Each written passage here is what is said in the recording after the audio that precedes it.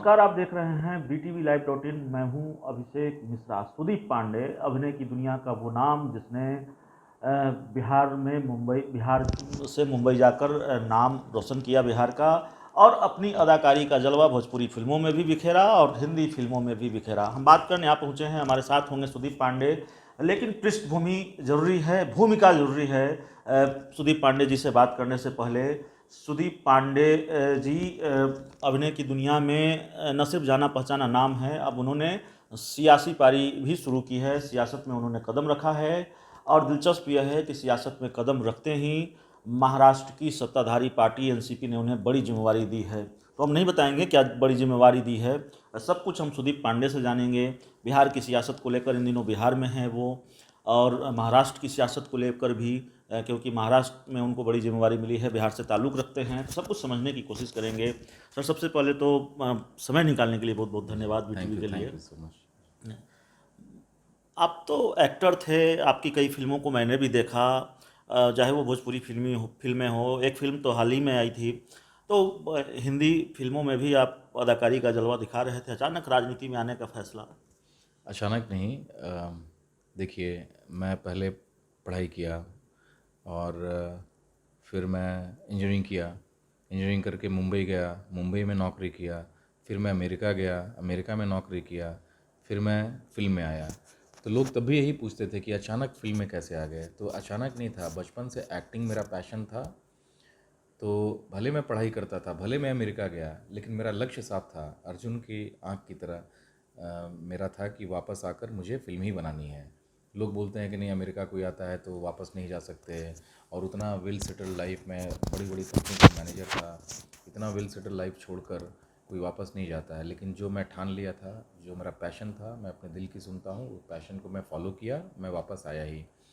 फिर मुझे अपने लोगों के लिए करना था। जब मैं मेरे घर से कोई भी फिल्म लाइन में नहीं था, कोई भी मेरा गॉडफादर नहीं। पहला दिन पहला शो मेरी फ़िल्म हिट हुई, वो ऑडियंस की वजह से, पब्लिक की वजह से। तो चीज़ें एकदम से आसान हो गई। लोग बोलते थे कि आपको हॉल नहीं मिलेगा, नए लोगों को हॉल नहीं मिलता है, कंपटीशन इतना है, हिंदी फिल्में रिलीज़ होती हैं, भोजपुरी इतने हर हफ्ते 3-4 फिल्म रिलीज़ होती थी, तो नए लोगों को तो हॉल ही नहीं मिलता है, क्योंकि बिहार में हॉल्स की कमी है, मल्टीप्लेक्सेस नहीं हुआ करते थे। लेकिन पहला दिन पहला शो 5 हॉल मुझे मिला था। लोगों के अपार प्यार ने, अपार भीड़ ने सब कुछ बदल दिया। पूरी सबकी एक होता ना, वो तोड़ दी, मिथक तोड़ मोनोपली दिया, कई कई मोनोपली मिथक तोड़ टूट दी, गए। और मुझे इस्टेब्लिश कर दिया एज अ प्रोड्यूसर भी, एक्टर भी। तो सब रूल टूट गए सब। तभी मैं सोचा था कि, और लोगों के अंदर जब मैं देखा मेरे लिए जो प्यार उमड़ रहा था, कई जगह मैं प्रमोशन में जाता था, तभी मैं सोचा था कि अपने इस बिहार के लिए, बिहारियों के लिए मुझे एक दिन मैं कुछ करूँगा। फिर राजनीति से अच्छा कोई प्लेटफॉर्म हो नहीं सकता है, और ये पैशन धीरे धीरे बढ़ता गया। फिर बीच में नॉर्थ इंडियंस के साथ बहुत बुरा हो रहा था, बहुत दहशत में थे लोग किसी एक राजनीतिक पार्टी के स्टेटमेंट की वजह से। काफ़ी तनाव की स्थिति थी मुंबई में, लोग वहाँ से वापस आ रहे थे। तो तब मुझे बहुत गुस्सा आता था। पहले यहाँ की सरकार पर गुस्सा आता था कि तुम यहीं पर रोज़गार क्यों नहीं दे रहे हो, लोगों को जाना क्यों पड़ता है ना। हाँ, जाएँ तो जैसे मैं मुंबई अपनी मर्ज़ी से गया हूँ, क्योंकि फ़िल्म लाइन वहीं पर है, पूरी दुनिया जाती है। लेकिन ये मज़दूर लोग जो अपना परिवार छोड़कर जाते हैं, को कौन छोड़कर जाना चाहेगा हज़ारों किलोमीटर दूर, है ना, मुंबई जैसे महानगर में खोने। आप सवाल का जवाब दे रहे तो हैं, मैं लेकिन मैं आगे भी बात करूंगा। आपके जवाब से मेरे जहन में एक सवाल हमको याद आ गया, इसलिए मैं आपसे पूछ रहा हूँ। अ, बिहार के डिप्टी सीएम हैं सुशील कुमार मोदी। उन्होंने ये कहा, चूंकि आपने ये बात छेड़ दी इसलिए मैंने आपसे ये सवाल पूछा, वरना मैं नहीं पूछता आपसे। बिहार के डिप्टी सीएम सुशील कुमार मोदी हैं, उन्होंने कहा एक इंटरव्यू के दौरान कि बिहार से बाहर किसी को 2 जून की रोटी कमाने कमाने जाने की ज़रूरत नहीं है, लोग आनंद लेने के लिए पलायन करते हैं। कितना सही इस बयान को मानते हैं? किस हालत में रहते हैं ये सुशील मोदी, ज़रा जाकर वहाँ देखें। एक कमरे में बेचारे एक साथ रह भी नहीं सकते। धारावी जैसा जो जगह है, 2 किलोमीटर के अंदर 10 लाख लोग रहते हैं। मतलब पटना का आधा पॉपुलेशन 2 किलोमीटर, पॉसिबल भी नहीं होता है, आप सोच भी नहीं सकते, इमेजिन नहीं कर सकते हैं। एक घर में आप जोड़ेंगे तो एवरेज कम से कम 50-60 लोग रहते हैं 2-3 रूम में। वो एक साथ रह भी नहीं सकते हैं, शिफ्ट वाइज बेचारा रहना पड़ता है। संडे को सब जाकर गार्डन में सोते हैं, सड़क पर जाकर सोते हैं। कोई आनंद है ये? इसको आप आनंद बोलेंगे? आप तो एसी के कमरे में रहते हैं, आपकी गाड़ी में एसी है, आप तो आपको क्वारंटाइन हो लिए, आपके मिनिस्टर सब क्वारंटाइन हो लिए, वो तो बेचारे फिर भी भूखे मर रहे थे। सुदीप तो पांडे जी, आप अपने उस सफ़र का जिक्र कर रहे थे, सियासत में कैसे आना हुआ, जी। और आप कह रहे हैं अचानक नहीं आना हुआ, लेकिन फैसला तो अचानक ही था। आप तो अभिनय की दुनिया में अच्छा मैं कर रहे थे। होता तो अचानक ही है। देखिए, थोड़ा थोड़ा करके कोई फ़ायदा नहीं होता है, करो तो पूरा करो, do it with a bang और डोंट डू इट, मेरा वो है। मैं हीरो बनना था तो मैं छोटे छोटे रोल्स मुझे मिलते थे, लेकिन मैं नहीं किया। मैं अमेरिका गया था कि पैसा कमाऊंगा, करूंगा तो एज ए हीरो करूंगा। तो मैं एंट्री लेना हमेशा, फर्स्ट इम्प्रेशन बहुत इंपॉर्टेंट होता है, तो मैं एंट्री तब भी लिया था धुआंधार तरीके से। फिर हिंदी फिल्म भी खुद की बनाई धुआंधार तरीके से, सभी बड़े टेक्नीशियंस, बड़ी बड़े कंट्रीज़ में मैं जाकर शूट किया। फिर जब मुझे राजनीति में आना था तो मुझे एक अच्छा मंच चाहिए था, तो एनसीपी से बड़ा मेरे लिए कोई मंच नहीं हो सकता था। और जब हमारे इतने सीनियर्स लीडर्स, वरिष्ठ नेतागण लोग मुझ पर भरोसा किए, और शुरुआत में ही मुझे उनको मेरी भावना वो मेरी समझे, और मुझे गर्व है कि एक बिहारी को एनसीपी पार्टी जो है, जो कि महाराष्ट्र बेस्ड है, आज महाराष्ट्र में उसकी सरकार है, उन्होंने मुझ पर भरोसा दिखाया और मुझे इतने बड़े पद पर मुझे एंट्री दी दोहरी है। भूमिका है, हम अपने दर्शकों को बता देते हैं। न सिर्फ महाराष्ट्र में इनकी बहुत महत्वपूर्ण भूमिका है, पार्टी के महासचिव हैं, बल्कि बिहार के प्रभारी भी हैं, और आप इनको पार्टी का स्टार कैंपेनर भी कह सकते हैं। तो चुनौती कितनी बड़ी है? ये सवाल इसलिए है कि महाराष्ट्र में तो सत्ता में है पार्टी, और आप वहाँ महासचिव हैं, आपकी कर्मभूमि भी मुंबई है, महाराष्ट्र है। लेकिन चूंकि अब जिम्मेवारी ऐसी है तो आपका बिहार आना जाना होगा। बिहार में पार्टी के लिए ज़मीन तैयार करना, आप इस सच्चाई से अवगत होंगे कि एनसीपी की जो राजनीतिक ज़मीन है वो उतनी मजबूत नहीं है बिहार के दूसरे, अगर हम तुलना करें जेडीयू से, बीजेपी से, कांग्रेस से और आरजेडी से, तो वो ज़मीन उतनी मजबूत नहीं है। कोशिशें होती रही हैं, फिर कभी ये कोशिशें कामयाब हुई नहीं। तो इसको कितना बड़ा चुनौती मानते हैं, कितनी बड़ी चुनौती मानते हैं? देखिए, जब लालू जी के पार्टी की, आरजेडी की जब तूती बोलती थी, तब कोई सोच भी नहीं सकता था कि कोई दूसरा आ भी सकता है 50 साल के पहले। और देखते देखते सब कुछ बदल गया, माहौल ही बदल गया। अभी भी ऐसा लग रहा है कि कोई दूसरा विकल्प आ ही नहीं सकता। देखते देखते चीज़ें बदलेंगी, क्योंकि जनता चाहती है। अगर जनता चाह ले तो ये लोकशाही है, रातों रात चीज़ें बदलती हैं। तो मैं सबकी भावना को देख रहा हूँ, और लोग यहाँ पर विकल्प ढूंढ रहे हैं, लेकिन वो दूसरा जो विकल्प है उसमें वो घबराते हैं कि जंगल राज नहीं आ जाए। अगर तीसरा मोर्चा स्ट्रांग हो जाए और एक मॉडल के साथ हो, रिस्क लेने की भी बात नहीं है। आप महाराष्ट्र में आइए, देखिए कितनी ये वेल बैलेंस्ड पार्टी है, और ये हर कम्युनिटी को साथ में लेकर चलती है। एनसीपी में आप कभी भी किसी भी लीडर को, कभी भी न जाति पाति न धर्म को आधार रखकर राजनीति करते देखेंगे। एक भी स्टेटमेंट आप कहीं भी खंगाल लीजिए, पूरे इंटरनेट पर आपको एक भी स्टेटमेंट नहीं मिलेगा जो भड़काने वाला स्टेटमेंट हो। तो इसलिए भी मैं ज्वाइन किया। एक बिहारी को देखिए, इतना मान सम्मान दिया इन्होंने, और ये लोग विकास में बिलीव करते हैं, जो लीडर्स हैं यहाँ के। इसीलिए तो एनसीपी ज्वाइन करने का मेरा मेन मकसद ही है कि मैं जो सोचता हूँ कि बिहार जाति पाति धर्म से ऊपर उठकर विकास के बारे में सोचे, वो विकास यहाँ पॉसिबल है। जनता भी विकास चाहती है। अभी सब जाति पाति सबसे ज़्यादा बिहार में है, पूरे इंडिया में है, भारत में, और शायद इस बार के चुनाव में भी है। लेकिन अब चीज़ें बदल रही हैं। अगर सिर्फ जाति पाति मुद्दा होता तो पलायन शब्द नहीं आ रहा होता। इस बार पलायन मुद्दा बन गया है, रोजगार मुद्दा नहीं होता। रोजगार, हाँ, रोजगार मुद्दा।